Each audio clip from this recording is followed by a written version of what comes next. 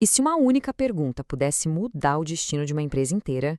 Pois é, hoje a gente vai conhecer a história da Enterprise Rent-A-Car, a companhia que provou que a estratégia mais poderosa muitas vezes não é sobre falar, mas sim sobre saber ouvir. Olá, boas-vindas ao Mentorship, o lugar que transforma grandes ideias em aprendizado prático, tanto para a mente quanto para a carreira. Onde conhecimento dobra a cada nova informação. E olha, se este conteúdo aqui inspira a gente a pensar um pouco diferente, fica aquele convite de sempre. Curta, se inscreva no canal e, claro, adquira o livro completo. O link está aqui na descrição. Bom, vamos lá. Nas últimas conversas a gente viu como Fred Reichheld criou o Net Promoter Score, o NPS, e como essa métrica evoluiu para um sistema de gestão completo, que consegue conectar os números com o propósito da empresa. Hoje, a gente sai da teoria e mergulha na prática. Vamos conhecer a história da Enterprise Rent-A-Car, a empresa que pegou essa ideia e transformou em cultura, provando que ouvir o cliente pode ser, sim, a estratégia mais lucrativa de todas. Para começar, vamos voltar no tempo. Imagina só, estamos nos anos 90. A Enterprise Rent-A-Car estava crescendo num ritmo acelerado. Mas, como muitas empresas da época, ela tinha um ponto cego gigantesco. Não existia um jeito realmente útil de medir a experiência do cliente. Sabe aquelas pesquisas de satisfação tradicionais? Naquela época, elas eram um problemão. Entregavam dados frios que chegavam com meses de atraso, ou seja, tarde demais para fazer qualquer coisa. A Enterprise precisava de algo totalmente diferente, em tempo real, simples e o mais importante, que fosse relevante de verdade. E aí que entra o CEO da época, Andy Taylor. Ele tinha uma convicção quase que no instinto. A qualidade do serviço era o verdadeiro motor da marca. Era o diferencial.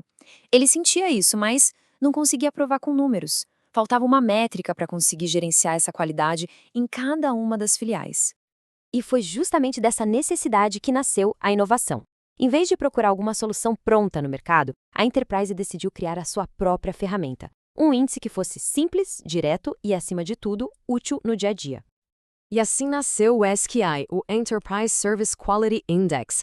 A lógica por trás dele era basicamente um protótipo perfeito do que anos depois a gente conheceria como NPS. A ideia era simples: ouvir o cliente assim que a experiência dele acabasse. Nada de esperar semanas. E no coração de tudo isso estava esta pergunta. Simples, direta, focada no que realmente importava. Como você avaliaria a qualidade do atendimento recebido nesta locação? Sem complicação, sem jargão, só uma pergunta honesta que ia direto ao ponto. A mecânica era super fácil de entender. Clientes que davam as notas mais altas eram os entusiastas, os que davam notas baixas, os detratores. A pontuação era só a diferença entre os dois. Mas aqui vem o pulo do gato. O verdadeiro segredo não estava no cálculo da nota, estava no sistema de feedback. Cada gerente de filial recebia os comentários um por um e tinha a responsabilidade de agir na hora. E isso nos leva direto para o coração da estratégia da Enterprise. Porque, veja bem, medir era só o começo. A verdadeira transformação, o que mudou o jogo de verdade, foi o processo que eles criaram para agir com base no que ouviam. Esse processo ficou conhecido como fechar o ciclo e funcionava assim, olha só. As pesquisas saíam toda semana. Cada gerente lia pessoalmente todos os comentários da sua filial. E o passo mais importante, ele mesmo ligava de volta para os clientes insatisfeitos, imediatamente. O objetivo da ligação não era dar desculpa, mas sim ouvir, pedir desculpas e, acima de tudo, reconquistar a confiança. Isso, na prática, já era o Net Promoter System em ação, muito antes de ele ter esse nome. E o resultado? Bom, foi imediato e impressionante. As filiais que adotaram esse processo de fechar o ciclo começaram a crescer muito mais rápido. Elas recebiam mais indicações, tinham clientes mais fiéis. Os números finalmente provaram o que o Andy Taylor já sabia. A qualidade do serviço era um motor direto para o crescimento orgânico. Mas sabe o que mais impressionou o Fred Reichheld, o criador do NPS? Não foram só os números de crescimento, não. Foi a forma como a Enterprise transformou uma simples métrica num pilar central da cultura da empresa. Para a gente entender essa virada de chave, dá uma olhada nessa comparação. A empresa foi lá e alinhou os incentivos. A bonificação dos gerentes passou a depender não só do lucro, mas também da nota do ESQI. De repente, o objetivo de todo mundo na empresa não era mais fechar contratos. Passou a ser criar promotores.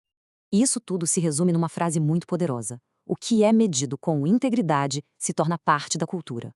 A Enterprise provou que um sistema estruturado para ouvir e agir é mais forte que qualquer campanha de marketing, porque ele muda o comportamento das pessoas de dentro para fora. E o mais legal é que todo esse aprendizado da Enterprise não ficou só lá dentro. Pelo contrário, se tornou a semente de um sistema que ia mudar o jeito de fazer gestão no mundo todo. Quando o Fred Reichheld descobriu o caso da Enterprise, ele soube na hora que tinha encontrado o protótipo perfeito. Era a primeira vez que alguém aplicava em larga escala o conceito de lealdade mensurável, provando que, sim, era possível gerenciar o relacionamento com clientes de forma sistemática. E a grande lição, que se tornou a alma do Net Promoter System, foi exatamente esta. Medir é importante, claro, mas é a ação baseada no que foi medido que realmente transforma um negócio.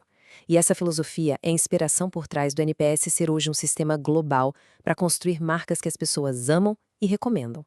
Em resumo, a história da Enterprise mostra pra gente que lealdade não é um sentimento abstrato, que acontece por acaso. É uma consequência direta de ações diárias, empáticas e que são sustentadas por um sistema que põe o cliente no centro, mede o que importa e age em cima disso. E já fica o convite. Na nossa próxima conversa, vamos mergulhar de cabeça nas regras para medir o NPS do jeito certo.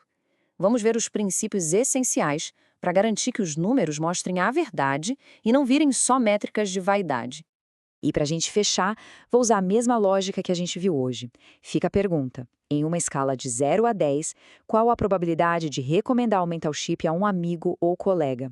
E por quê? O espaço está aberto para as notas e os comentários. Um abraço e até a próxima!